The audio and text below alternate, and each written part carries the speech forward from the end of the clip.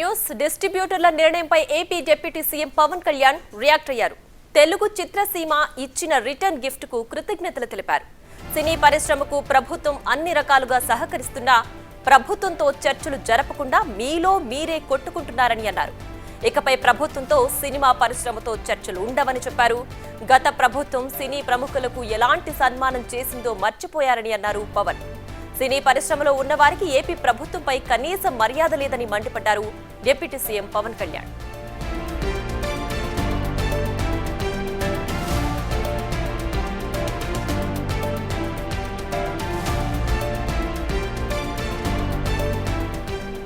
డిస్ట్రిబ్యూటర్ల నిర్ణయంపై AP CM deputy CM Pavan Kalyan react అయ్యారు. తెలుగు చిత్రసీమ ఇచ్చిన రిటర్న్ గిఫ్ట్ కు కృతజ్ఞతలు తెలిపారు. సినీ పరిశ్రమకు ప్రభుత్వం అన్ని రకాలుగా సహకరిస్తున్నా ప్రభుత్వంతో చర్చలు జరపకుండా మీలో మీరే కొట్టుకుంటున్నారని అన్నారు. ఇకపై ప్రభుత్వంతో సినిమా పరిశ్రమతో చర్చలుండవని చెప్పారు. గత ప్రభుత్వం సినీ ప్రముఖులకు ఎలాంటి సన్మానం చేసిందో మర్చిపోయారని అన్నారు పవన్. సినీ పరిశ్రమలో ఉన్నవారికి ఏపీ ప్రభుత్వంపై కనీస మర్యాద లేదని మండిపడ్డారు డిప్యూటీ సీఎం పవన్ కళ్యాణ్.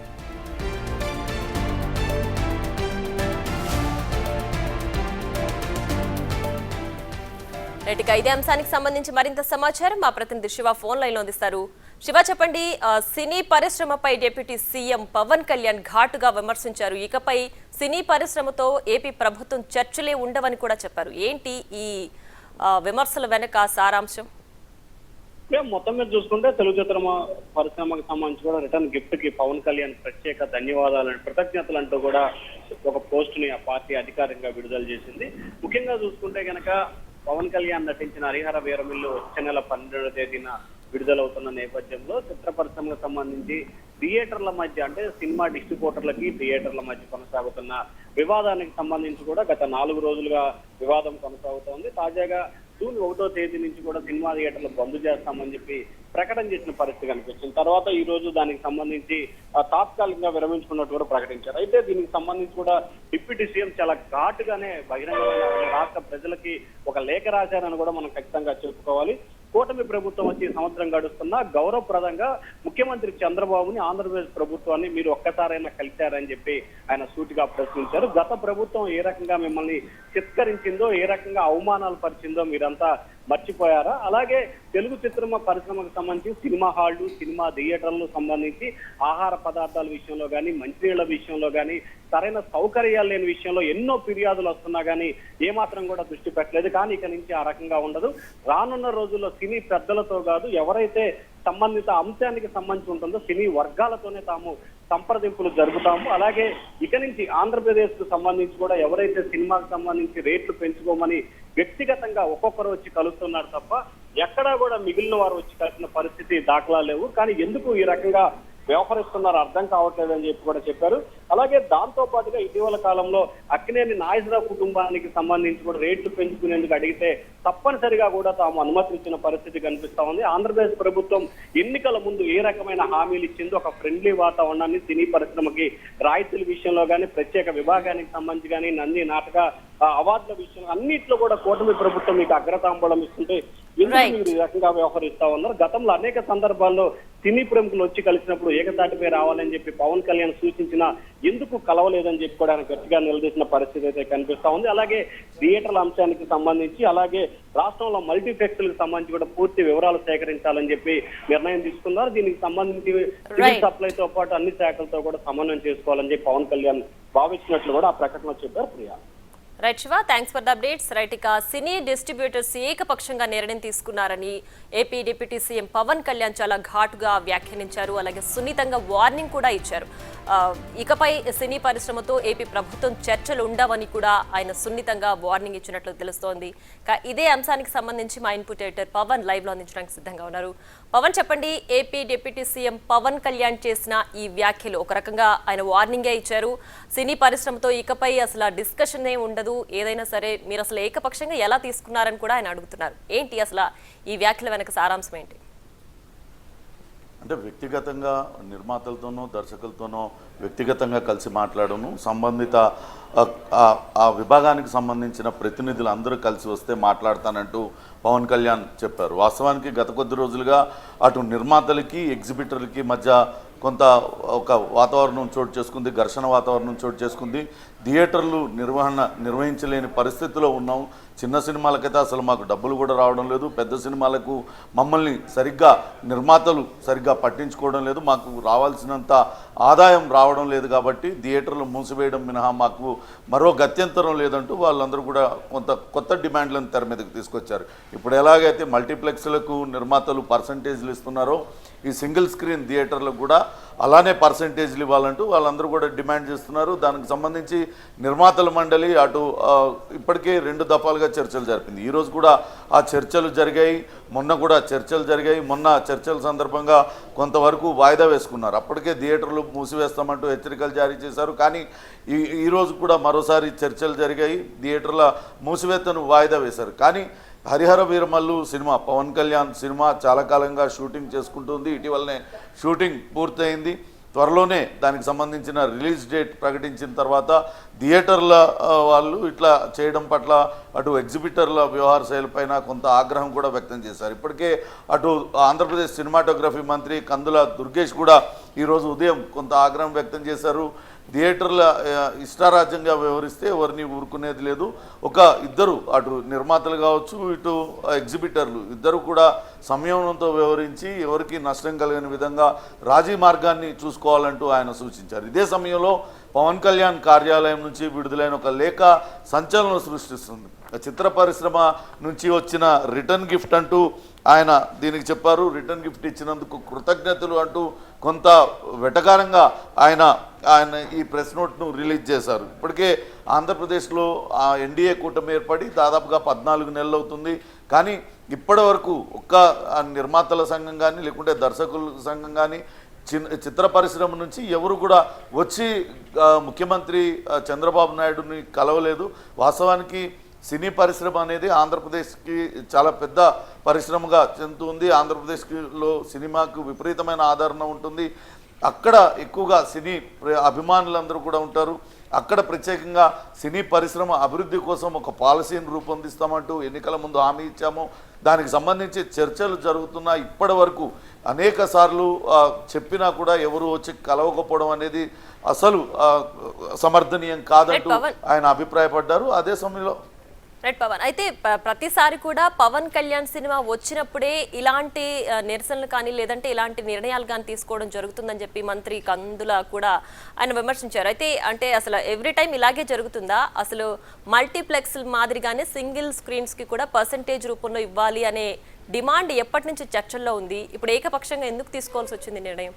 వాస్తవానికి గత ప్రభుత్వ హయాంలో కొన్ని సినిమాలకు విడుదలకు కొన్ని ఇబ్బందులు, కొన్ని రకాల ఆటంకాలు ఎదురైన మాట వాస్తవం. వాటిలన్నింటినీ కూడా నిర్మాతలు అప్పుడున్న ప్రభుత్వ పెద్దలతో అనేక మార్లు చర్చించడం ద్వారా వాటిలన్నింటినీ కూడా పరిష్కరించుకున్నారు. ఇప్పుడు అదే విషయాన్ని పవన్ కళ్యాణ్ కూడా ప్రస్తావిస్తూ వస్తున్నారు. గత ప్రభుత్వ హయాంలో ఏ రకంగా చిత్ర పరిశ్రమకు చెందిన పెద్దలందరూ కూడా ముఖ్యమంత్రి, అప్పట్లో ఉన్న ముఖ్యమంత్రి, ప్రస్తుత మాజీ ముఖ్యమంత్రి జగన్మోహన్ రెడ్డి కలవడానికి వస్తే ఏ రకంగా అవమానాల పాలైంది, ఏ రకంగా చిత్కారాలు పొందింది, అదంతా కూడా మర్చిపోయారు.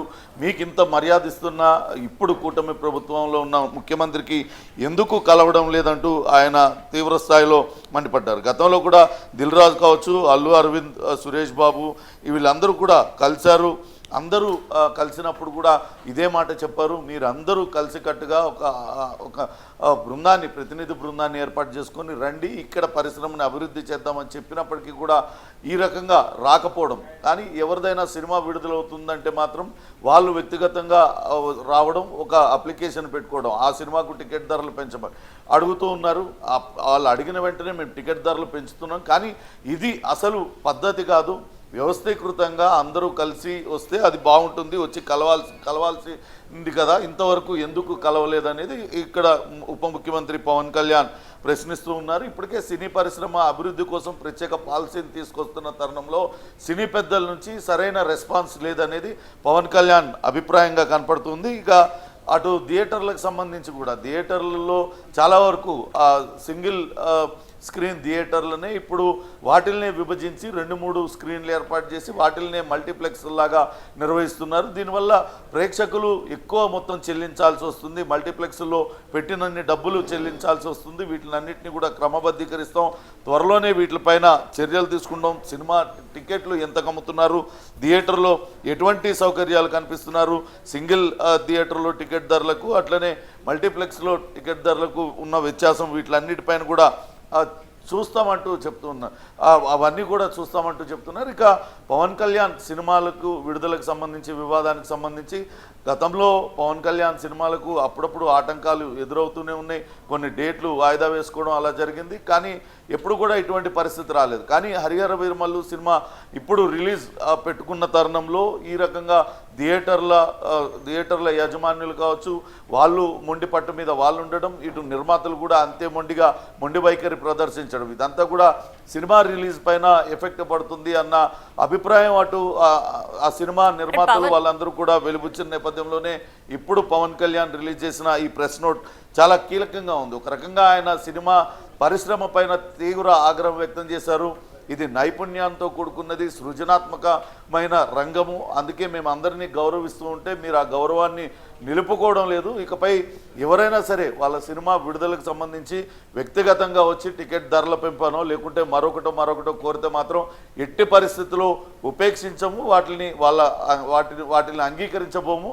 ఖచ్చితంగా మీరందరూ సంఘటితంగా ఒక యూనియన్లా రండి, ఇక్కడ పరిశ్రమను అభివృద్ధి చేసుకునే దిశగా మనం అందరం కూడా కలిసి నడుద్దామంటూ పవన్ కళ్యాణ్ ఈ ప్రెస్ నోట్ ద్వారా తెలియజేశారు. రైట్, ఇప్పటికీ కూడా డిస్ట్రిబ్యూటర్స్ నిర్ణయాన్ని వాయిదా వేసుకున్నారు తప్ప వెనక్కి తీసుకోలేదు. అండ్ ఉదయం మంత్రి కందులు చేసిన వ్యాఖ్యలు కూడా కొంచెం ఇంచుమించు ఇలాంటివి, అంటే పర్టికులర్గా కొంతమందిని ఒక 4-5 ఉద్దేశించే ఇలాంటి వ్యాఖ్యలు చేస్తున్నారు. అంటే ఈ మొత్తం నిర్ణయం ఏకపక్షంగా తీసుకుంటున్నారు, అందరు కలిసికట్టుగా రావట్లేదు, మీకు మీరే ప్రభుత్వంతో చర్చించకుండా నిర్ణయం తీసుకుంటున్నారు అనే ఎవరిని ఉద్దేశించి అంటున్నారు ఇప్పుడు పవన్ కళ్యాణ్ కానీ అలాగే మంత్రి కందులు కానీ? వాస్తవానికి అటు థియేటర్ యాజమాన్యాలు ఇటు నిర్మాతల మధ్య వివాదం గత కొద్ది రోజులుగా జరుగుతుంది. మల్టీప్లెక్స్లకి ఒక రకంగా చెల్లింపులు ఇస్తున్నారు, అలానే సింగిల్ స్క్రీన్ థియేటర్లకు ఒక రకంగా చెల్లింపులు ఇస్తున్నారు. దీంతో థియేటర్ల నిర్వహణ అనేది అటు కష్టతరంగా మారింది, పూర్తిగా నష్టాల ఊబిల్లోకి అవన్నీ కూడా చిక్కుపోతున్నాం.